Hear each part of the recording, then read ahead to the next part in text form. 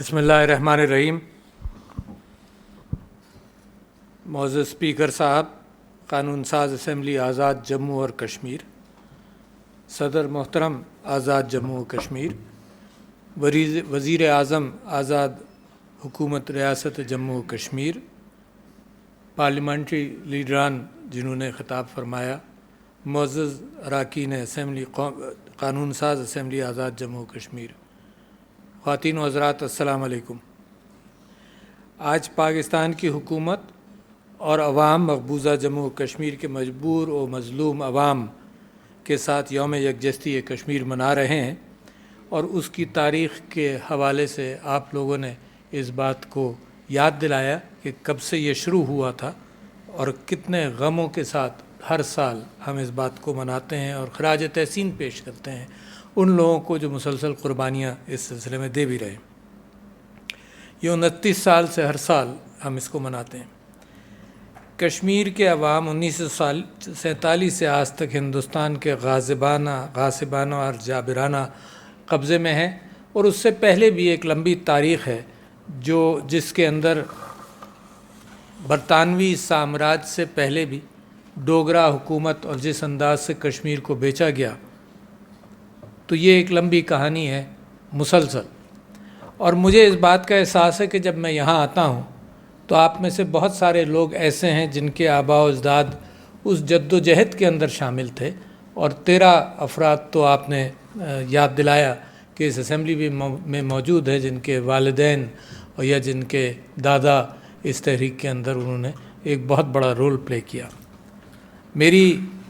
میں سمجھتا یہ ہوں کہ سب سے پہلے تو سردار ابراہیم صاحب نے 24 اکتوبر 1947 کو جو قرارداد پیش کی، سلسلہ اس وقت ہندوستان کے غاصبانہ قبضے کا وہاں سے بھی شروع ہوتا ہے، اور یہاں پر جن جن لوگوں کا ذکر ہوا اس میں مجھے شرف ملاقات حاصل تھا سردار عبدالقیوم صاحب سے۔ جب وہ کراچی تشریف لاتے تھے تو میری کافی ملاقاتیں ان کے ساتھ رہی ہیں۔ جو جد و جہد آپ نے کی اور جس سلسلے میں آپ نے یہاں گفتگو رکھی اور بڑی اہمیت رکھتا ہے، کچھ چیزوں کا میں یہاں ذکر کروں گا اور کچھ چیزیں میں اپنے ساتھ لے کر جاؤں گا، کیونکہ مجھے بھی یہ بات بڑی عزیز ہے کہ ان سارے معاملات کے اندر پاکستان کی سیاستدانوں نے مسلسل ایک یکجہتی کا اظہار بھی کیا ہے، اور کبھی کبھی اگر کوئی غلط فہمی نکلتی ہے تو وہ دنیا کے پلیٹ فارم پر اس کے اثرات اچھے نہیں ہوتے، تو لہٰذا یہ کوشش میری ذمہ داری بھی ہے اور مجھے کرنا بھی چاہیے کہ اس کے اندر اپنے خیالات کے اعتبار سے اور اپنی جستجو کے اعتبار سے اور اپنے ویژن کے اعتبار سے اور پلان کے اعتبار سے اور اسٹریٹجی کے اعتبار سے ایک یکجہتی کی کیفیت ہو، جس کے اندر ہم ریاست یہ جو اللیگلی آکیوپائیڈ جموں اور کشمیر ہے اس کی آزادی کی ہم جد و جہد کو کسی تکمیل تک پہنچائیں۔ میں یہ جانتا ہوں اور میں یہ سمجھتا ہوں کہ آج کی جو میری گفتگو ہے، اور میں آپ سے یہ کہنا چاہتا ہوں، گزارش کرنا چاہتا ہوں، اس کے کئی ایک آڈینسز ہیں، کیونکہ میں ریاست کی ذمہ داری کے ساتھ یہاں پہ کھڑا ہوں۔ ایک آڈینس آپ لوگ ہیں سب سے پہلے جن کے سامنے میں بات کر رہا ہوں۔ دوسرا آڈینس، اور میں سمجھتا ہوں یہ پیغام دور دور تک جانا چاہیے، کیونکہ پاکستان کی ریاست کی ذمہ داری کے ساتھ جو باتیں یہاں کی جائیں گی وہ ہمارے مقبوضہ کشمیر کے نوجوان اور لوگ اس سے امیدیں باندھتے ہیں اور اس سے اپنی منزلیں تلاش کرتے ہیں، اور ہم کو وہ اپنا ساتھی سمجھتے ہیں، ہم ساتھ ساتھ چلتے ہیں۔ تو دوسرا آڈینس وہ ہے۔ تیسرا آڈینس ہمارا وہ آپ کا بڑا مضبوط ڈائسپورا ہے، جو دنیا کے اندر ہر شہر کے اندر ہر موقع پر پوری کوشش کرتا ہے کہ دنیا کا اٹینشن جو ہے وہ کشمیر سے ہٹے نہیں۔ چوتھا آڈینس ہمارا ہندوستان ہے، اور ہندوستان کے مسلمان بھی ہیں،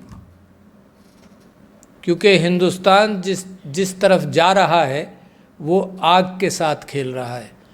صرف آکیوپائیڈ ریاست جموں و کشمیر کی بات میں نہیں کر رہا، اس نے مسلمانان ہندوستان کے ساتھ جو رویہ اختیار کیا ہے اس سے خطرہ اس بات کا ہے کہ ہندوستان اپنی تباہی کے بٹن دبا رہے ہیں۔ خوشونت سنگھ نے 2004 کے اندر ایک کتاب لکھی دی اینڈ آف انڈیا، اور اس میں انہوں نے کہا کہ ہندوستان کو پاکستان کی ضرورت نہیں ہے کہ تباہ کرے، ہندوستان خود اپنے آپ کو تباہی کے راستے پر ڈال رہا ہے اور ڈال چکا ہے۔ اس کو اندازہ نہیں ہوگا، پاکستان بہت کچھ سیکھا ہے پاکستان نے پچھلے 30-40 سال میں، اور جن گڑھوں سے ہم نکل کر اور سیکھ کر اور دہشت گردی کا مقابلہ کر کر ہم اس مقام پر پہنچے ہیں، ہندوستان اور بھارت انہی گڑھوں کے اندر اپنے آپ کو ڈبو رہا ہے۔ تو وہ ایک آڈینس وہ ہے، اور اس پانچواں آڈینس ہمارا اور آپ کی گفتگو کا ہے انٹرنیشنل کمیونٹی، مسلمان امہ خاص طور پر، اور پھر انٹرنیشنل کمیونٹی، کیونکہ کشمیر کے معاملے کے اندر اگر یہ یونائٹڈ نیشنز کی قراردادیں نہ ہوتی، اور جس طرح سے آپ کے میں سمجھتا ہوں کشمیر کے بھائیوں نے جس طرح سے جہاد شروع کیا تھا، اگر سیز فائر نہیں ہوتا تو چند دنوں کے اندر آپ لوگ کشمیر کو آزاد کرا چکے ہوتے، یہ میرا پورا یقین ہے۔ تو نہرو صاحب بھاگ کر گئے سیکیورٹی کونسل کے حوالے سے، انہوں نے یہ کہا کہ بھئی سیز فائر چاہتے ہیں۔ سیز فائر ہمارے حق میں نہیں تھا، مگر انٹرنیشنل کمیونٹی اقوام متحدہ جو ہے اس کو بنے ہوئے چند سال ہوئے تھے، بڑی امیدیں تھیں، کشمیری عوام کو بھی امیدیں ہوں گی، پاکستان کے لوگوں کو بھی امیدیں تھیں، قائد اعظم محمد علی جناح کو بھی امیدیں تھیں کہ یہاں پر انصاف ہو جائے گا۔ تو دو اصولوں کی خلاف ورزی کی گئی۔ پہلا یہی کہ جس طرح سے ہندوستان کو پارٹیشن کیا جانا تھا، اس کے جو اصول تھے کہ اکثریتی ریاستیں وہ پاکستان کے ساتھ الحاق کریں گی، کم سے کم جغرافیکلی کنٹیجوس جو ہوں گی وہ پاکستان کے ساتھ الحاق کریں گی، اور اس سے برعکس دوسری طرف۔ تو یہ اس کی جو سازش ہوئی وہ راتوں رات ڈوگرا پتہ نہیں کیا بھی اس نے دستخط یا نہیں کیا، راتوں رات ایک ایکسیشن کی ٹریٹی سائن کی گئی جو بالکل جھوٹی تھی، جو اصولوں کے خلاف تھی، اور اس حوالے سے آپ نے اپنی جد و جہد کا دوبارہ افتتاح کیا۔ ڈوگرا راج کے خلاف بھی آپ کی جد و جہد چلتی رہی، برٹش سامراج کے خلاف بھی چلتی رہی، وہ تو سارے مسلمانوں کی اور پورے ہندوستان کی بھی چلی، اور پھر تیسرا سٹیج آپ کا آیا کہ جب آپ نے بھارت کے خلاف ایک جہاد کی کیفیت اختیار کی۔ تو میں سمجھتا ہوں کہ وہ سارا کام، اور آپ نے جہاں اس بات کا ذکر کیا کہ کس طرح سے ریڈ کلف ایوارڈ مسلمانوں کے خلاف اور پاکستان کے خلاف تھا، اس کا ذکر کچھ کتابوں کے اندر بھی موجود ہے۔ جسٹس منیر نے ایک کتاب لکھی فرام جناح ٹو ضیاء، اس کے اندر اس بات کا ذکر کیا کہ جو لوگ باؤنڈری کمیشن کے ممبران تھے، اس میں شاید سر ظفر اللہ صاحب خان بھی تھے، اور 2-3 افراد مجھے نام یاد نہیں، وہ قائد اعظم کے پاس آئے اور انہوں نے کہا کہ جی یہ ریڈ کلف ایوارڈ جو ہے یہ گلداسپور کو ہندوستان کی طرف دے رہا ہے۔ تو قائد اعظم نے کہا کہ یہ we will fight that later on, but I want Pakistan at every cost, at any cost, کیونکہ اگر ابھی پاکستان کی تکمیل نہیں ہوئی تو پاکستان بھی سارا کا سارا کنفیوژن کا شکار میں بن جائے گا۔ تو یہ وعدہ قائد اعظم کا اور اس کے بعد ساری حکومتوں کا بلا تفریق، یعنی میں سمجھتا ہوں کہ اس بات کا ذکر ہو سکتا ہے کہ پاکستان کے اندر اپوزیشن اور حکومت جس کی بھی ہو تو کبھی کبھی اس بات کی طرف اعتراض ہوگا کہ یہ کر دیا یا یہ نہیں کیا۔ میں جب تک نیشنل اسمبلی کا ممبر تھا تو میں یہ سمجھتا تھا، میں یہ محسوس کرتا تھا کہ میں حکومت کو اتنا کہوں کہ بھئی اس چیز میں تم اضافہ اور بہتری لا سکتے ہو۔ تو اس کے اندر پاکستان کا الٹیمیٹ ڈائریکشن آپ کو یقین دلانا چاہتا ہوں کہ پاکستان کا الٹیمیٹ ڈائریکشن ایک یونٹی ہے کشمیر کے معاملے میں، کوئی تفریق نہیں ہے۔ صرف یہ ہوگا کہ کچھ لیڈران اس بات کو کہیں گے کہ اس کو اس طرح سے کر لینا چاہیے تھا، کچھ لیڈران کہیں گے کہ سپیڈ بڑھاؤ، کچھ ہونا چاہیے۔ اس کے اندر آپ نے جو تجاویز آج پارلیمنٹ کے اندر اپنے دی ہیں وہ میں سمجھتا ہوں کہ میں اپنے دل کے ساتھ لگا کر لے جاؤں گا۔ پرائم منسٹر صاحب سے بھی بات کروں گا کہ مشاورت کی کیفیت جو ہے اس کو بڑھانا چاہیے تاکہ ایک یونٹی آف پرپس کے ساتھ ہم آگے جا سکیں۔ میں سمجھتا ہوں کہ یہ جو بڑا سٹرگل آپ کا مسلسل جاری ہے اور جتنی قربانیاں دی گئی ہیں، آج ہم ان لوگوں کے حوالے سے خراج تحسین پیش کرنا چاہتے ہیں۔ اور جب ہم بات کر رہے ہوں یہاں تو ہمارا پیغام ہندوستان کے ساتھ سب سے پہلے میں اس بات کا ذکر کروں گا کہ ہندوستان نے جو ڈیموگرافک چینجز کے حوالے سے جو اقدامات شروع کیے ہیں وہ نہایت پریشان کن اور تکلیف دہ ہیں، مگر یہ ذہن میں رکھیے کہ اللہ تعالیٰ کا بھی ایک اپنی مشیت ہوتی ہے۔ جیسے میں نے آپ سے ذکر کیا کہ ہندوستان جن راستوں پر نکلا ہے اس نے اپنی مائنورٹیز کو، خاص بالخصوص مسلمانوں کو جس طرح سے آئسولیٹ کرنا شروع کیا ہے، اس کے اندر ہمیں خطرہ اس بات کا ہے کہ ہندوستان جو اپنے آپ کو بھارت جس انداز سے کہتا ہے، کبھی اس طرح سے بھارت دنیا کی تاریخ میں ایگزسٹ نہیں کیا۔ یہ انگریزوں نے اس کو انڈیا نام دیا اور کیونکہ اس کو انہوں نے رول کرنا تھا، ورنہ یہ ایک بہت ساری اکائیوں کے اندر تھا، اور جب 500 سے زیادہ پرنسلی اسٹیٹس تھیں اسی ہندوستان کے اندر، تو یہ ایک آرٹیفیشل ایک یونٹی کی کیفیت ہے جس کا کوئی مقصد پاکستان کا قیام کے اندر تو پاکستان کا مطلب کیا، لا الہ الا اللہ، اور پاکستان کا وہ ڈائریکشن جو ریاست مدینہ کی طرف یا ان پرنسپلز کی طرف جاتا ہے جس کی بنیاد پر ہم ایک دوسرے کے ساتھ اپنے تعلقات پیدا کرتے ہیں، اور جس بنیاد پر ہمیں ہر مسلم یہ ایک بدن کے اعتبار سے جہاں کہیں زخم لگتا ہے ہمیں تکلیف ہوتی ہے، تو پاکستان کے مقاصد اور فاؤنڈیشن کے اندر تو وہ بڑے بڑے اصول بھی موجود ہیں۔ ہندوستان ایک جغرافیکل اینٹیٹی کے اعتبار سے جو چل رہا ہے، اس کو وہ رسک نہیں لینے چاہیے جو وہ لے رہا ہے آج، کیونکہ مجھے لگتا یہ ہے کہ افغانستان کے اندر جب امن خراب ہوا تو پاکستان سفر تھا، سب سے زیادہ میرے افغانی بھائی پریشان ہوئے، دوسرے نمبر پر پاکستان کی پریشانی بڑھ گئی، پاکستان کو بہت قیمت ادا کرنی پڑی۔ تو ہم یہ کہتے ہیں کہ ہندوستان کو اس راستے سے ہٹنا چاہیے، اور کمیٹی آف نیشنز کے اندر، اقوام متحدہ کے اندر یہ بات کرتے ہیں، اور کیا کیا چیزیں ہم یاد دلاتے ہیں، ہم اصول یاد دلاتے ہیں، ہم قوانین یاد دلاتے ہیں، ہم ان وعدوں کا تذکرہ کرتے ہیں جس بنیاد کے طور پر دنیا کے اندر اقوام متحدہ کا قیام ہوا، ہم ان وعدوں کا، ان ریزولوشنز کا ذکر کرتے ہیں، بہت سارے 38 یو این ریزولوشن 38 39 47 جس میں پلیبیسائٹ کا ذکر ہوا اور ہندوستان نے اس کو قبول کیا، پھر 51 جس کے اندر ری افرم کیا گیا کہ پلیبیسائٹ جو ہے وہ حق خود ارادیت کو دنیا نے تسلیم کیا اور ہندوستان نے تسلیم کیا، یو این 80 ریزولوشن نمبر 80 اور 91 جس کے اندر پچھلے سارے ریزولوشنز کے ساتھ پھر اس کو ری افرم کیا سارے ریزولوشنز کو کہ جی یہ ریزولوشنز ہمیں منظور ہیں، سیکیورٹی کونسل نے ری افرم کیا، یونائٹڈ نیشنز نے ری افرم کیا۔ تو یہ ایک تو لمبی کہانی ہے جس کے اندر آہستہ آہستہ آہستہ آہستہ ہندوستان ان سے پیچھے ہٹتا رہا، اور ان اصولوں کا پھر 122 123 126 اتنے سارے ریزولوشنز ہیں جس کی ہندوستان مخالفت کرتا ہے۔ تو ہم قانونی لیول پر، ڈپلومیٹک لیول پر یہ ہماری مشین کی رفتار، آپ سے میں اتفاق کرتا ہوں کہ اس مشین کی رفتار کو ہم کو تیز کرنا چاہیے، مگر سب سے بڑی چیز دنیا پر اثر کس چیز کا ہوتا ہے، اور شاید جب آپ سے ملاقات ہوئی تھی آپ نے کوئی 2 سال پہلے اسی فورم کے اندر، تو میں نے اس بات کا ذکر کیا تھا کہ دنیا کو تکلیف پہنچتی ہے امیجری دیکھ کر، انسان کو انسان سے تکلیف پہنچتی ہے۔ مجھے اس بات کی تکلیف ہے کہ میں بھی ڈیوائیڈڈ فیملی کا ہوں، میرے رشتہ دار ہندوستان میں موجود ہیں، مجھے ان کے حالات کے اعتبار سے تکلیف پہنچے گی۔ آپ کو تو ڈائریکٹ تعلق روزانہ کا ہے، آپ کو تکلیف پہنچتی ہے جو کچھ وہاں سری نگر میں ہوتا ہے، جو کچھ دوسری جگہوں پر ہوتا ہے، یہ تکلیف آپ کی ڈائریکٹ ہے۔ اچھا، آپ کو پتہ ہے کہ کیا ظلم ہو رہا ہوگا، دنیا کو دکھانا ہمارا ایک کام ہے کہ دنیا کو بتائیں۔ آج کل سوشل میڈیا جو ہے وہی سب سے پہلے اور سب سے جلدی اس بات کو دور دور تک پہنچاتا ہے۔ آپ کو یاد ہوگا کہ سیرین ایک بچے کی تصویر میڈیٹرینین میں ڈوب گیا، چھوٹا سا بچہ، اس کی تصویر نے دنیا میں تہلکہ مچایا۔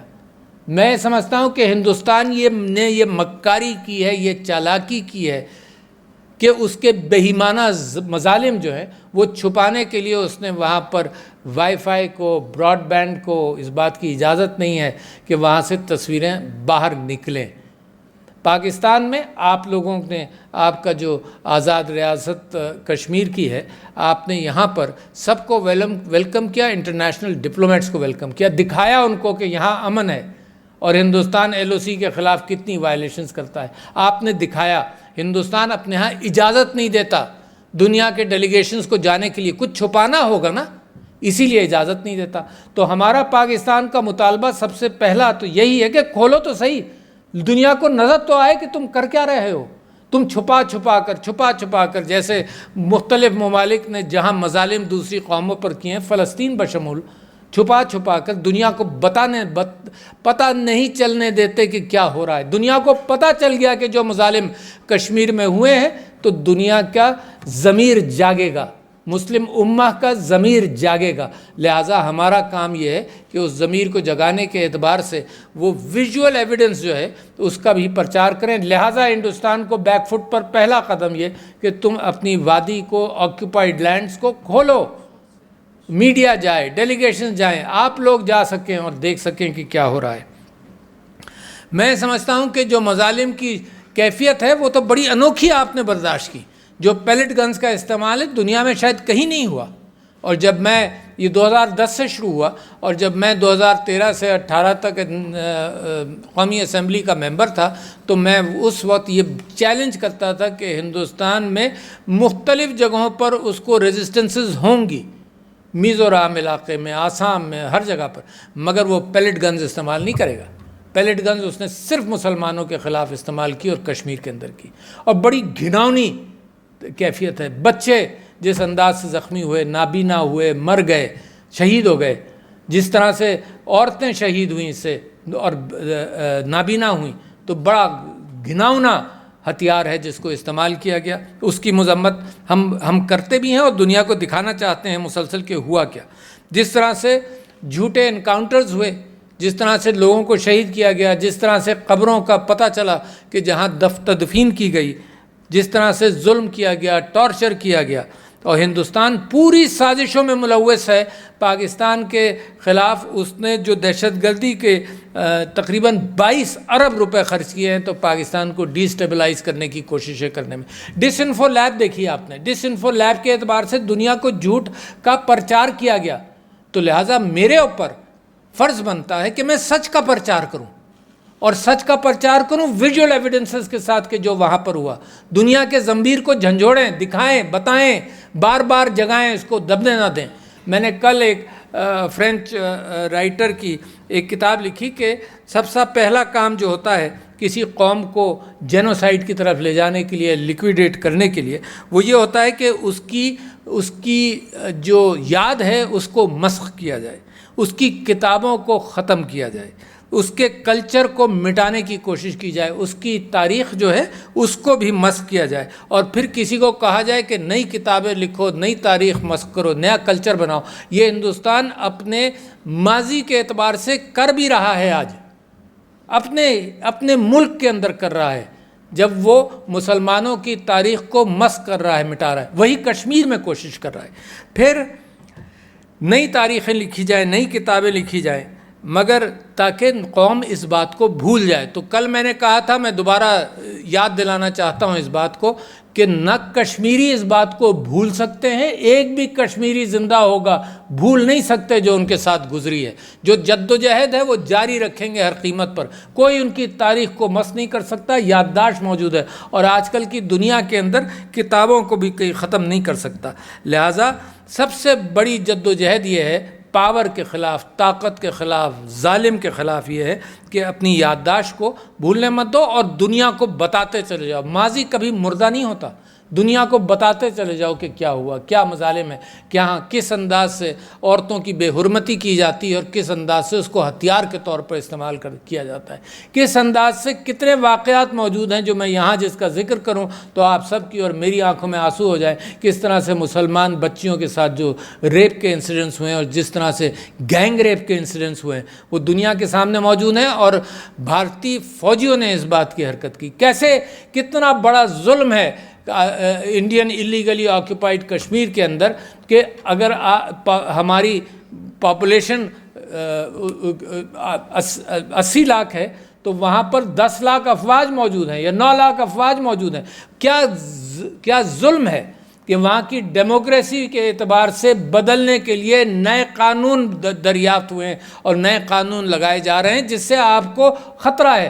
مگر میرے بھائیوں، کشمیر کے وہ لوگوں، جہاں تک ہماری بات جائے گی، کوئی اس کو ختم نہیں کر سکتا۔ اللہ تعالیٰ نے دنیا کی تاریخ میں کوئی نسلوں کو ختم نہیں ہونے دیا، اور یورپ تو جانتا ہے کہ یہودیوں کو جتنا آئسولیٹ کرنے کی کوشش کی، اور مسلمانوں نے تو ہمیشہ ایک اچھا رویہ اختیار کیا، کوئی ختم نہیں ہوا۔ جو برلن کے اندر جو گھیٹوز بنائے گئے تھے، آپ کو تعجب ہوگا سن کر کہ اس میں 1 لاکھ سے زیادہ لوگ موجود تھے، اور وہ چوڑا 16 فٹ چوڑا پتلی سی گلی، 16 فٹ چوڑی پتلی گلی تھی۔ ختم ہوئے کیا؟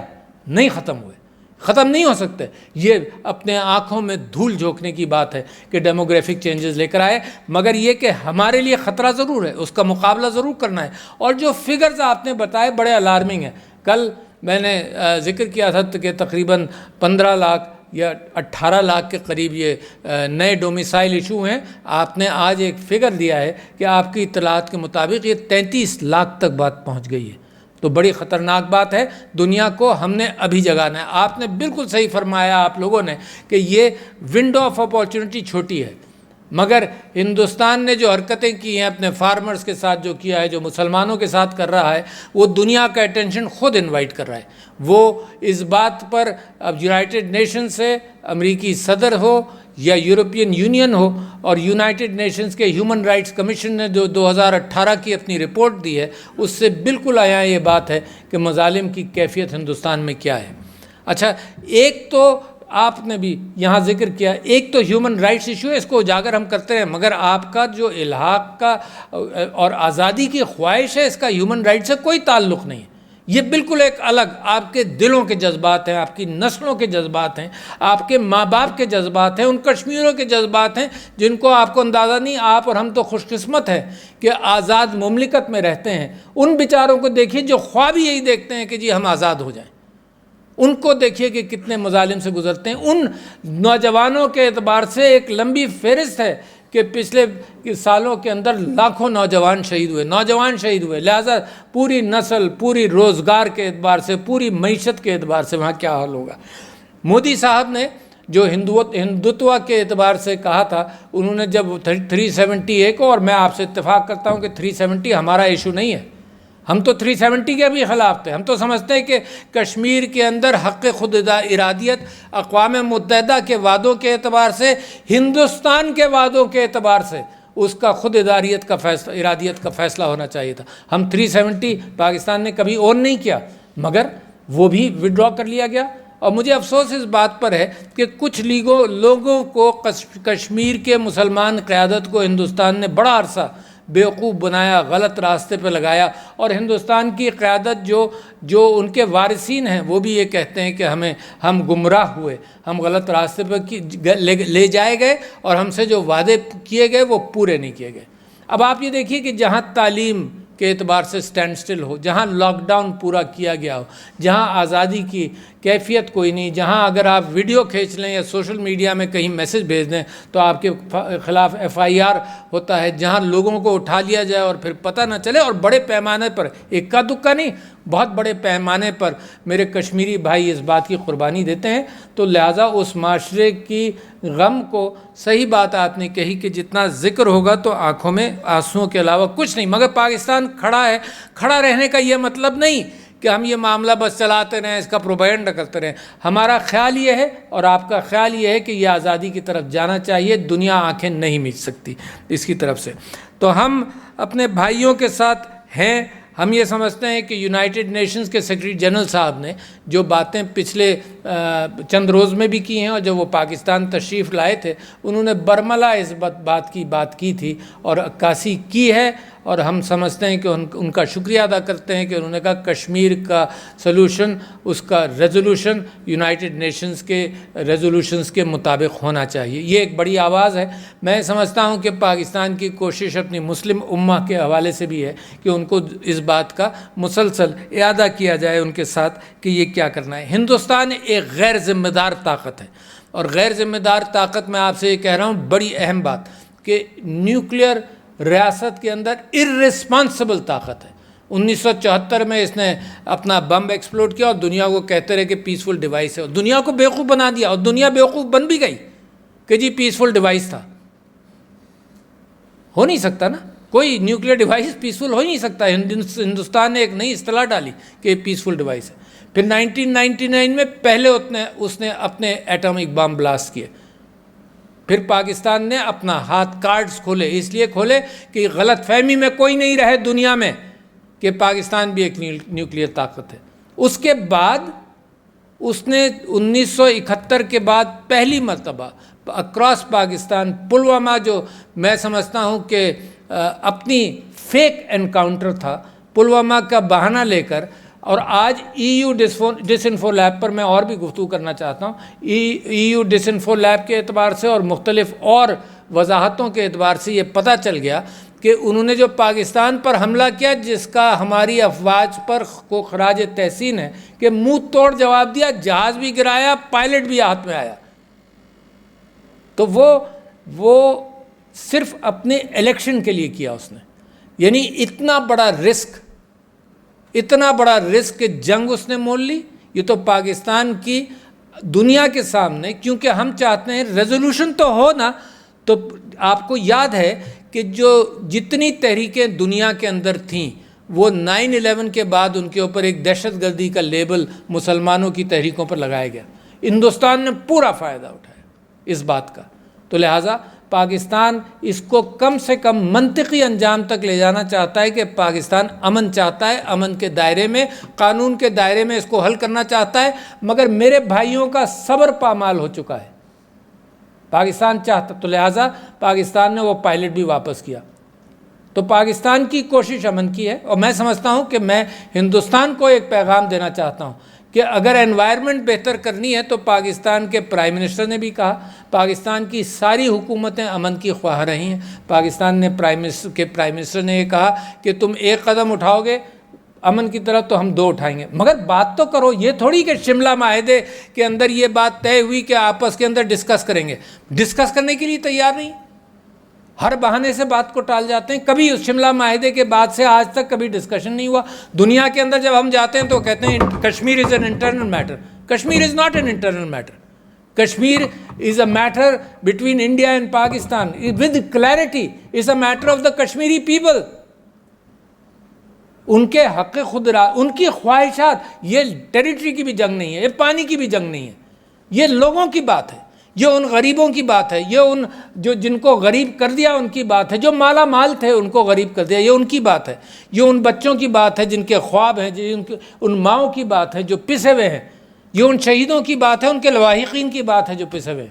تو it's not a matter of territory, it's a matter of principle کہ آزادی چاہتے ہیں غاصبانہ انداز. اگر ہندوستان کے کرتوت اچھے ہوتے تو میں اور آپ صرف تقریریں ہی کر رہے ہوتے.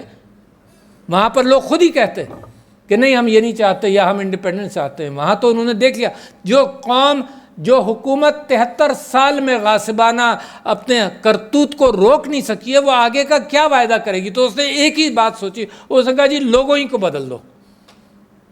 اور اب جس انداز سے یہ معاملہ چل رہا ہے اور یہ کرنے میں وہ کامیاب ہوئے تو کل کو وہ الیکشنز کرا کر دکھائیں گے یہی بات جو آپ نے جن خطرات کا اظہار کیا.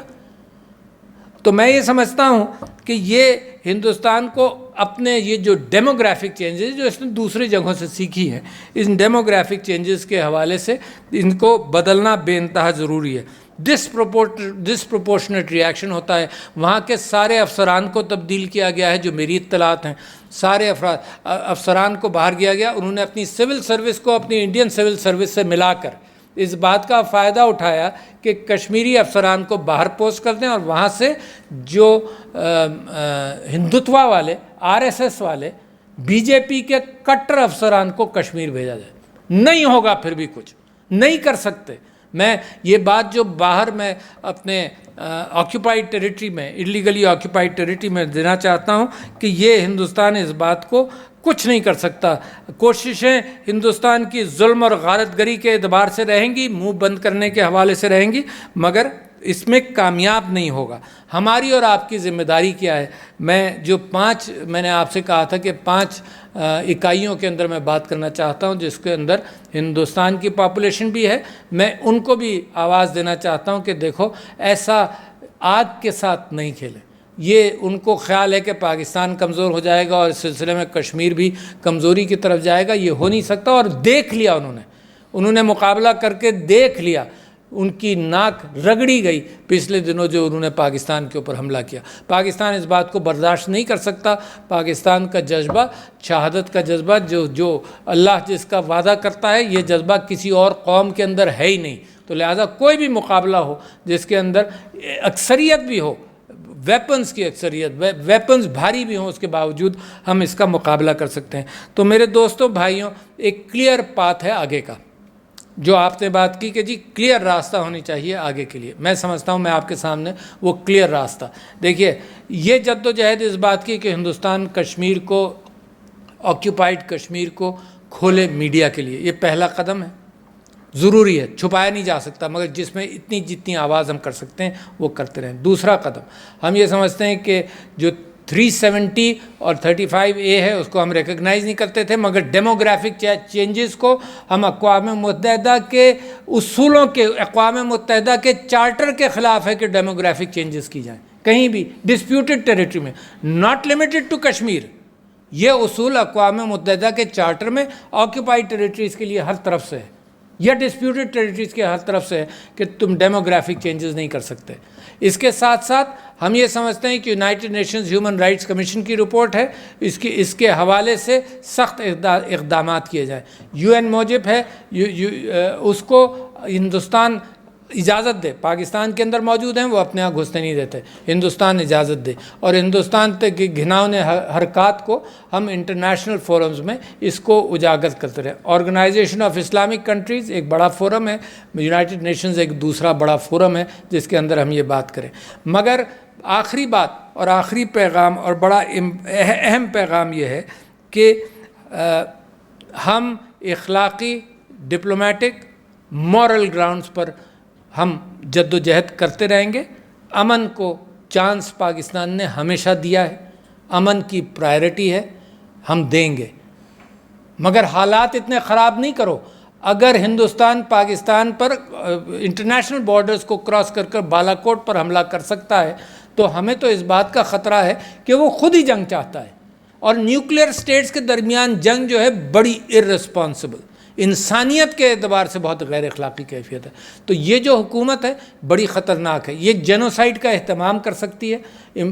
اس حکومت نے، عمران خان صاحب نے اس بات کی وضاحت یونائٹڈ نیشنز میں بھی کی کہ جینوسائیڈ کا اہتمام کر سکتی ہے۔ تو پہلے کے انڈیکیٹرز دیکھ لیں، جو ہٹلر کے زمانے کے جرمنی کے اندر انڈیکیٹرز تھے وہ یہی تھے، پہلے نکو کرو، لوگوں کو بدنام کرو، آئسولیٹ کرو، ان کو ایک کیمپس کے اندر داخل کرنے کی کوشش کرو۔ باقاعدہ کیمپس بھی انڈیا میں بنائے گئے ہیں، کیمپس کے اندر داخل کرو، ان کو معاشی اعتبار سے، معیشت کے اعتبار سے ان کو تباہ کرو، اس کے بعد کسی بہانے سے ان کو ڈیسیمیٹ کرو۔ تو یہ حالات ہندوستان کے اندر، خاص طور پر مقبوضہ کشمیر کے اندر یہ حالات نظر آ رہے ہیں کہ یہ جا کس طرف رہا ہے۔ کسی نہ کسی بہانے سے یہ کیفیت شروع کر سکتے ہیں، جو آئسولیٹ کر سکتے ہیں، ڈیموگرافیکلی تعداد کو کم کرنا چاہتے ہیں، وہ ہر حرکت اور حملہ کر سکتے ہیں، تو ہر حرکت کر سکتے ہیں۔ تو میں سمجھتا ہوں کہ ہمارا پیغام ان کشمیری بھائیوں کے لیے جو مقبوضہ کشمیر میں رہتے ہیں، ان کے ساتھ ہم سب، آپ اور ہم سب مل کر، کوئی ہمارے درمیان اس بات کا اختلاف ہی نہیں ہے کہ ہم ان کے ساتھ ہیں، ان کی جد و جہد میں ان کے ساتھ ہیں۔ بھولنے کا تو امکانی نہیں، اتفاقی نہیں ہو سکتا۔